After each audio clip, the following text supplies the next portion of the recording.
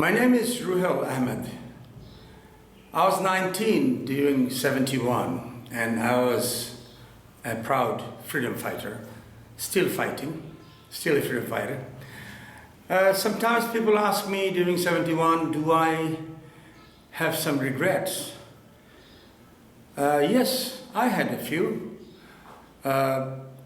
First of all, I got injured in around September, October, and my regret is I should have lasted till January. At least I could have fought 2 or 3 months more.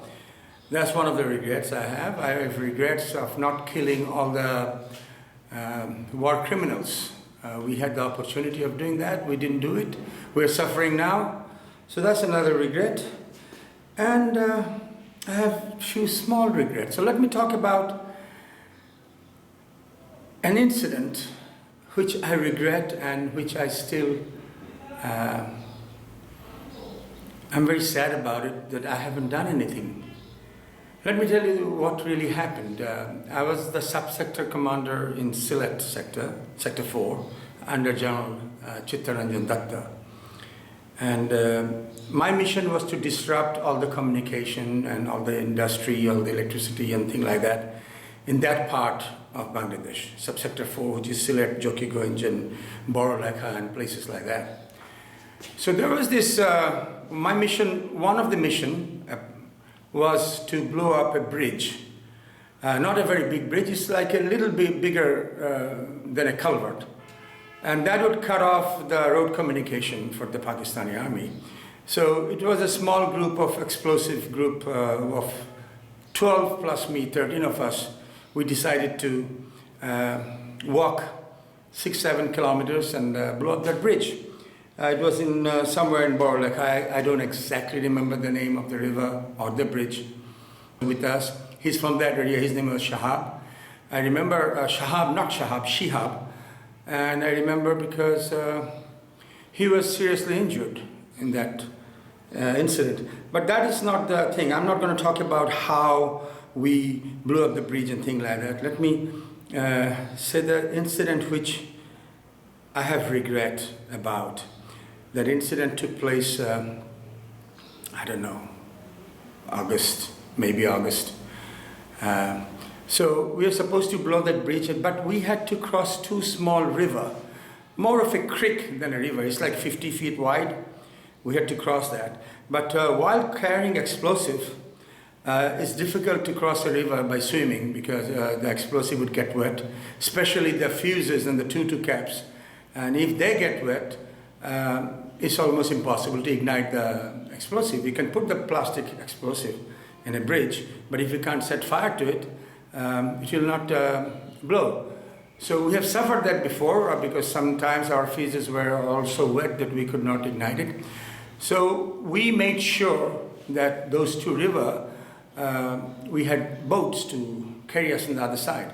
Now, keep in mind, at night we crossed those rivers, and we never crossed the river in the locality so that people don't know. We crossed in the middle of 2 bazaar, so we crossed that river one by one, and then we were supposed to go and blow the bridge.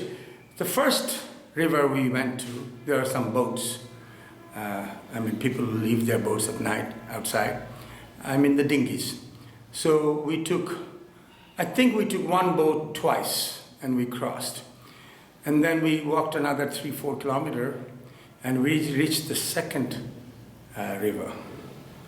And then we found that river had absolutely no boats. Half a mile, that time we used to say mile, not kilometers. Half a mile this way, half a mile that way. Absolutely no boats. But our recce, 5 days back, the information we got, the boat's gonna be there. Now what do? We were thinking it's around 1:30, 2 o'clock in the morning.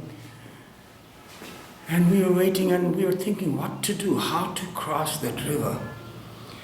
And we couldn't locate any house nearby because remember I told you we were crossing, we crossed where there are no people.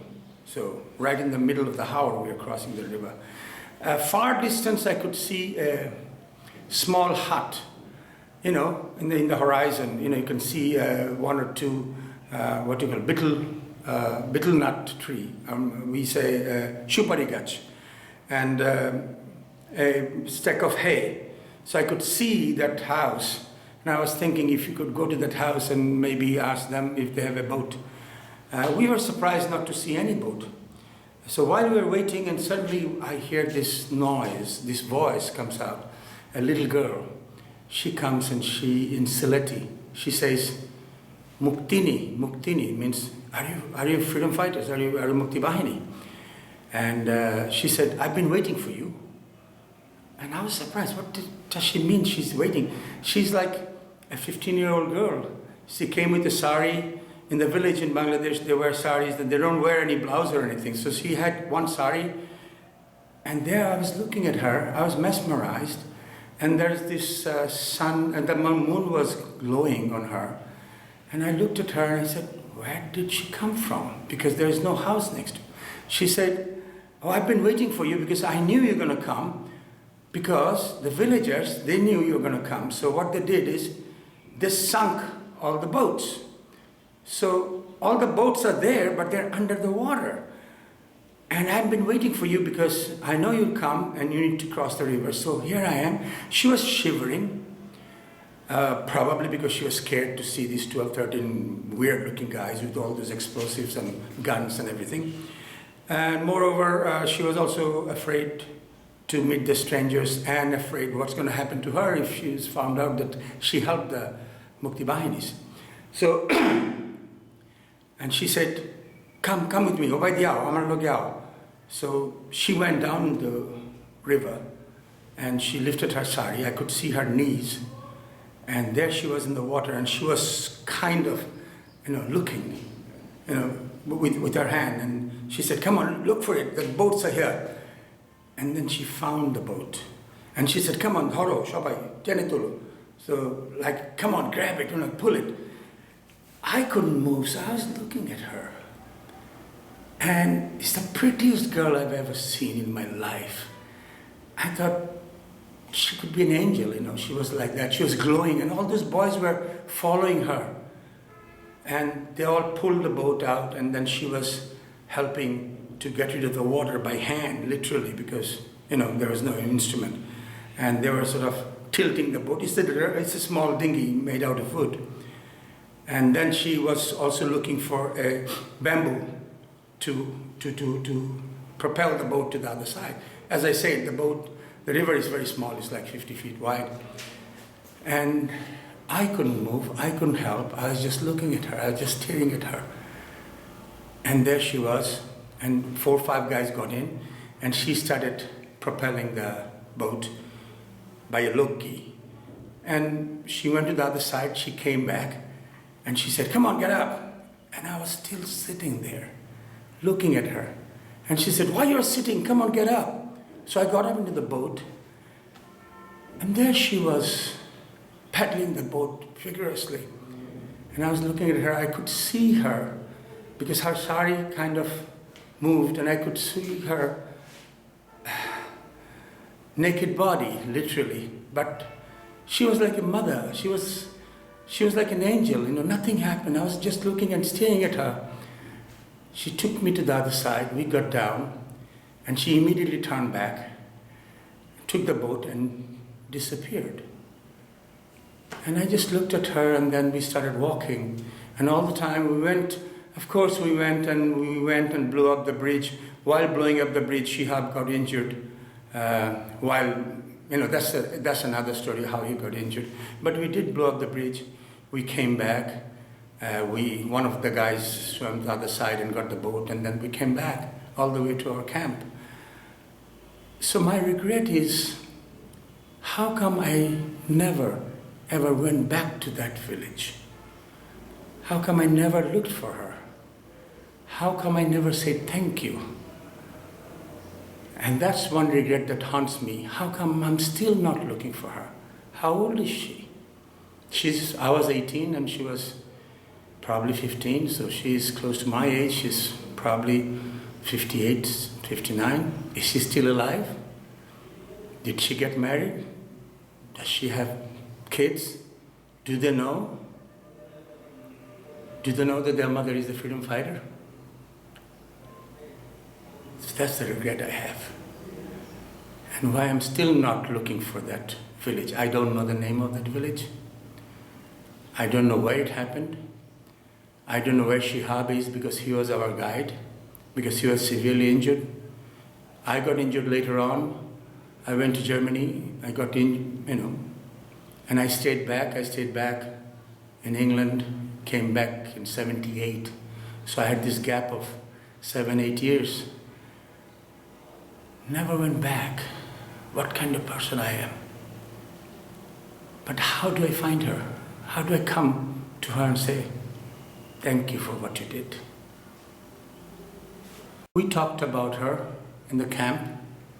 Some of the guys said, sir, she was no human being.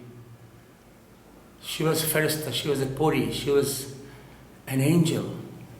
Angel came out of nowhere to help us out to cross the river. But I don't think she was an angel. I think she was just a person who wanted to help the Mukti Bahini. I still think she is a freedom fighter. She should have given a certificate. That's why I still don't have a certificate. I still think at that time, the people that supported the Rajakars, they were Rajakars and Al-Shams and Al-Badr and all. Apart from those few guys, they were all freedom fighters. Shabai Mukti. So if you want to give a certificate, you should give certificate to everybody. Now everybody is saying that, hey, you're an injured person, you should get a certificate. You're a sub-sector commander, you should get a certificate. You'll get a good amount of money per month. It's like 40,000 taka a month. I still haven't asked for a certificate. Because if I get a certificate, that girl that day, she's a lady now, doesn't she deserve one certificate? Doesn't she deserve a stipend from the government? I must find her one of these days before I die. So that's one of the regrets I have. My salute to you.